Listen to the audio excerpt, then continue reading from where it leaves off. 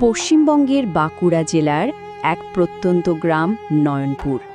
আজ আমরা এমন এক রহস্যের গভীরে প্রবেশ করতে চলেছি যার কথা শুনলে আপনাদের আক্ষরিক অর্থেই গায়ে কাঁটা দেবে। এটি কোনো সাধারণ মন গড়া ভূতের গল্প নয়, বরং তথ্য আর প্রত্যক্ষ প্রমাণের ভিত্তিতে গড়ে ওঠা এমন এক অতিপ্রাকৃত বিভীষিকার বিশ্লেষণ যা যে কোনো মানুষের রাতের ঘুম কেড়ে নেওয়ার জন্য যথেষ্ট। একটু ভাবুন তো, একটি পবিত্র আচার যার মূল উদ্দেশ্যই হলো সমস্ত অশুভ শক্তিকে দূরে রাখা।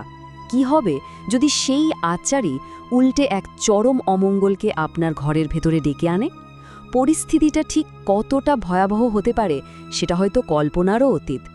তাই আর কোনো রকম ভূমিকা না করে চলুন সরাসরি সেই রাতের অন্ধকারে ডুব দেওয়া যাক।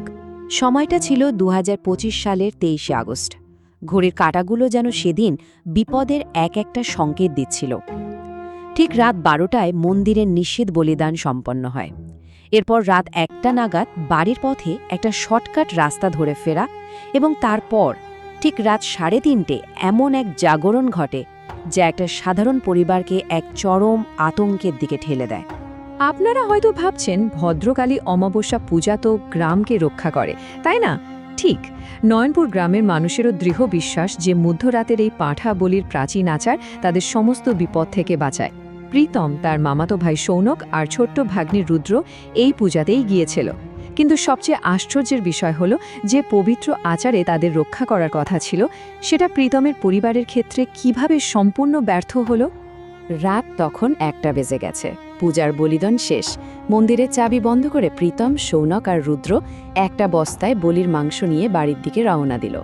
মূল রাস্তাটা বেশ বড় আর আলোকিত ছিল, কিন্তু তাড়াতাড়ি ফেরার লোভে ওরা একটা কাঁচা মাটির শর্টকাট রাস্তা বেছে নিল। প্রায় ১ কিলোমিটার দীর্ঘ এই নির্জন পথটা একটা পরিত্যক্ত ইটভাটা আর পুরনো শ্মশানের পাশ দিয়ে গেছে। আর কে জানত, এই অন্ধকার শর্টকাটটাই ছিল সমস্ত বিপদের মূল প্রবেশদ্বার। ওই নির্জন রাস্তায় হাঁটতে হাঁটতে হঠাৎ প্রীতমের খুব জলতেষ্টা পায়। ওর একটা পুরনো কুয়োর পাশে থামে। সৌনক মাংসের বস্তাটা মাটিতে নামিয়ে রেখে জল তুলতে যায়। ছোট্ট রুদ্রও অন্ধকারে ভয় পেয়ে বস্তাটা একা ফেলে রেখে ওদের কাছে চলে আসে।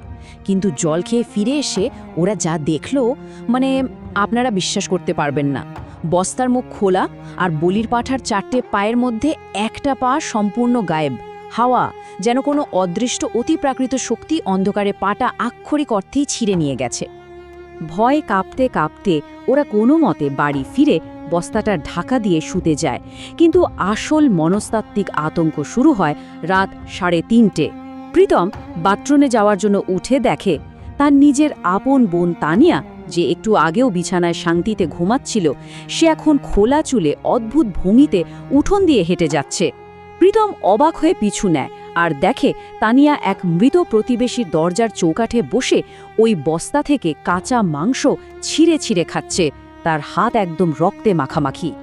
প্রীতম চরম আতঙ্কে দৌড়ে দিদিমাকে ডেকে আনে, কিন্তু দিদিমা এসে দেখেন তানিয়া নিজের ঘরে শান্ত হয়ে ঘুমোচ্ছে। দিদিমা বুকে চলে যাওয়ার পর প্রীতম যখন তানিয়ার খাটের পাশে বসে, তানিয়া হঠাৎ খটখট করে উঠে বসে। মুখে এক পৈশাচিক হাসি নিয়ে ফিসফিস করে বলে, কেন সবাইকে বলছিস? দিদিমাকে কেন ডাকলি? আমাদের মাঝে আসিস না? প্রীতম শিউরে ওঠে, কারণ গলাটা তানিয়ার ছিল না, একদমই না। পরদিন সকালে এমন একটা সত্যি সামনে আসে যা শুনলে আপনাদেরও রক্ত হিম হয়ে যাবে। তানিয়া মাঝরাতে যে প্রতিবেশীর বাড়ির দরজায় বসে কাঁচা মাংস খাচ্ছিল, সেই বাড়িটি ছিল ১৬ বছরের এক কিশোরী আয়েশার। আর সবচেয়ে ভয়ঙ্কর বিষয়টা কি জানেন? আয়েশা মাত্র ৫ দিন আগেই মারা গেছে। মধ্যরাতের ওই বিভৎস ভোজের সাথে সদ্য মৃত এই কিশোরীর এক গভীর অশুভ কানেকশন তৈরি হয়ে যায়। প্রীতম ছিল এই ঘটনার একমাত্র সাক্ষী। ওর এই অসহায় অবস্থাটা একবার ভেবে দেখুন। প্রীতম স্পষ্ট কাঁচা রক্তের দাগ দেখেছিল তানিয়ার হাতে, কিন্তু দিদিমা সেটা একেবারেই দেখতে পাননি। দুপুরে আরেকটা অদ্ভুত ঘটনা ঘটে। তানিয়ার ফোন চার্জে বসাতে গিয়ে প্রীতম দেখে ফোনের ওয়ালপেপার হঠাৎ পাল্টে আয়েশার ছবি হয়ে গেছে। অথচ তানিয়া আর আয়েশার মধ্যে কোনোদিনই কোনো বন্ধুত্বের সম্পর্ক ছিল না। বিপদ যে বাড়ির ভেতরে কতটা গভীরভাবে শেকড় গেড়েছে সেটা এবার স্পষ্ট হতে শুরু করে। আর ওই রাতেই পরিস্থিতি একেবারে হাতের বাইরে চলে যায়। এবার নিশানা হয় ছোট্ট ভাগ্নে রুদ্র। জানলার পাশে দাঁড়িয়ে রুদ্র একদৃষ্টিতে আয়েশাদের বাড়ির দিকে তাকিয়েছিল। প্রীতম কাঁধে হাত রাখতেই সে ঘুরে দাঁড়ায়। রুদ্রের চোখের মণি দুটো সম্পূর্ণ সাদা, আর ওইটুকু একটা বাচ্চা ছেলের গলা থেকে বেরিয়ে আসতে থাকে এক ভয়ঙ্কর ভারী পুরুষালী স্বর। এক রাতে একটা পরিবারের দুজনের ওপর এমন ভয়ঙ্কর পরিবর্তন ভাবা যায়? রুদ্র সোজা প্রীতমের গলা টিপে ধরে। অন্ধকার ঘরে সেই ভারী পুরুষালী গলায় সে চরম আক্রোশে হুমকি দেয়, আমাদের মাঝখান থেকে সরে যা, নইলে তোকে মেরেই ফেলব। প্রীতম কোনো মতেই একটা ফুলদানি ফেলে দেওয়ায় শৌনক জেগে ওঠে, আর রুদ্র প্রীতমকে ছেড়ে দিয়ে আবার স্বাভাবিকভাবে শুয়ে পড়ে। কিন্তু আতঙ্ক এখানে থামে না। ঠিক সেই মুহূর্তে অন্য ঘর থেকে তানিয়ার ভয়ঙ্কর চিৎকার। সে শূন্যে তাকিয়ে ছটপট করে আর্তনাদ করছিল। দিদিমা তড়িঘড়ি পুজো ঘর থেকে গঙ্গা জল এনে তানিয়ার গায়ে ছিটিয়ে দিলে সে অজ্ঞান হয়ে যায়। পরিবারের লোকেরা বুঝতে পারে তারা এক ভয়ঙ্কর জোড়া প্রেতাত্মার আক্রমণের শিকার। পরদিন সকালে প্রীতম আর শৌনক মরিয়া হয়ে সোজা ভদ্রকালী মন্দিরের তান্ত্রিক মশাইয়ের কাছে ছুটে যায়। তান্ত্রিক মশাই সব শুনে বুঝতে পারেন ওদের দুজনের ওপর দুটি আলাদা আত্মা ভর করে আছে। তিনি রাতে ওদের মন্দিরে আনতে বলেন, কিন্তু গাড়িতে তুলে তানিয়া আর রুদ্রকে নিয়ে যাওয়ার সময় শুরু হয় আরেক লড়াই। গাড়ি মন্দিরের কাছাকাছি আসতেই পিছনের সিট থেকে রুদ্র হঠাৎ প্রীতমের গলা টিপে ধরে, স্টিয়ারিং ঘোরানোর চেষ্টা করে যাতে বড়সড় অ্যাক্সিডেন্ট হয় আর ওরা মন্দিরে পৌঁছাতেই না পারে। পদে পদে যেন মৃত্যু ভয় তাড়া করছিল ওদের। কোনো মতে শৌনক গাড়িটাকে মন্দিরে নিয়ে আসে। গর্ভগৃহে তখন চরম বিশৃঙ্খলা। সেবায়েতরা মিলে তানিয়া আর রুদ্রকে মেঝেতে জোর করে চেপে ধরেছে। তান্ত্রিক মশাই শুরু করলেন তীব্র, একদম দ্রুত লয়ের মন্ত্রোচ্চারণ। তানিয়ার শরীর মাটিতে মোচড় খাচ্ছে। ঠিক তখনই তান্ত্রিক মশাই ছুঁড়ে মারলেন পবিত্র ভস্ম, যাতে আত্মারা সত্যি বলতে বাধ্য হয়। ভস্ম গায়ে লাগতেই তানিয়ার গলা থেকে এক নারী কণ্ঠে ডুকরে কেঁদে ওঠার আওয়াজ আসে। বুক ফাটা যন্ত্রণায় সে বলে, আমি আয়েশা, আমি প্রীতমকে ভালোবাসতাম, কিন্তু আমার এক খুড়তুতো ভাই আমাকে নির্জন ইটভাটায় নিয়ে গিয়ে গলা টিপে খুন করেছে।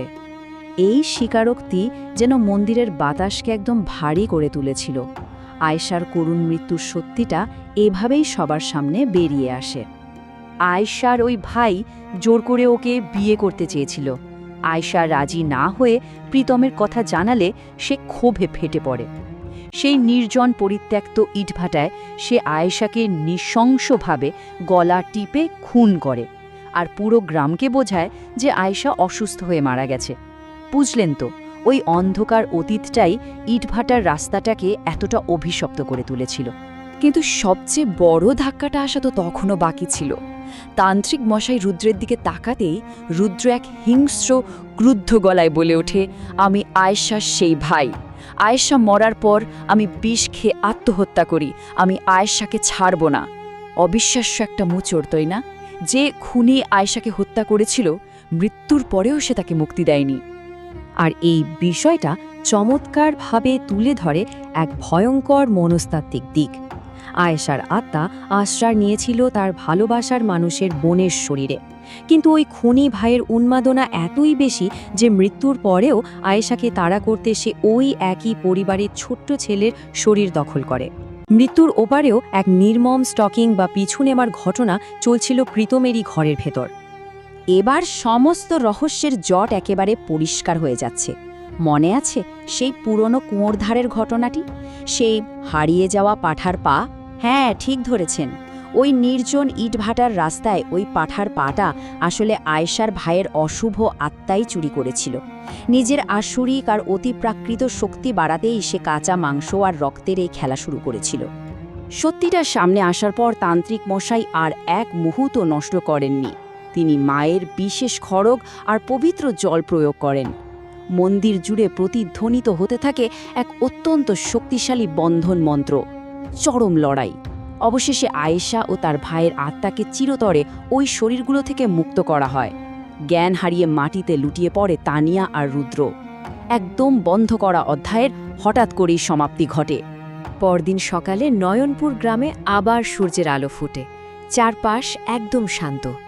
আশ্চর্যের বিষয় হল, তানিয়া এবং রুদ্র সুস্থ হয়ে উঠলেও ওদের সেই রাতের বা তার পেছনের কোনো ঘটনার কথাই আর মনে ছিল না। এক গভীর অদ্ভুত শান্তি নেমে আসে পরিবারটিতে, যেন কোনো ভয়ঙ্কর দুঃস্বপ্ন পেরিয়ে এসেছে তারা। কিন্তু কিছু দাগ হয়তো কখনোই সম্পূর্ণ মোছে না। আজও ভর দুপুরেও যখন প্রীতম ওই পরিত্যক্ত ইটভাটার রাস্তা দিয়ে হেঁটে যায়, ওর মেরুদণ্ড বেয়ে এক অজানা শীতল স্রোত নেমে যায়। কেন বলুন তো? আয়েশার রক্তে ভেজা ওই মাটি কি সত্যিই কোনোদিন সম্পূর্ণ শুদ্ধ হতে পারবে, নাকি অশুভ ছায়ারা আজও লুকিয়ে আছে ওই ইটভাটার অন্ধকারে? এই অমীমাংসিত আতঙ্কের প্রশ্নটা আপনাদের জন্য রেখে গেলাম। আজকের বিশ্লেষণ এখানেই শেষ করছি।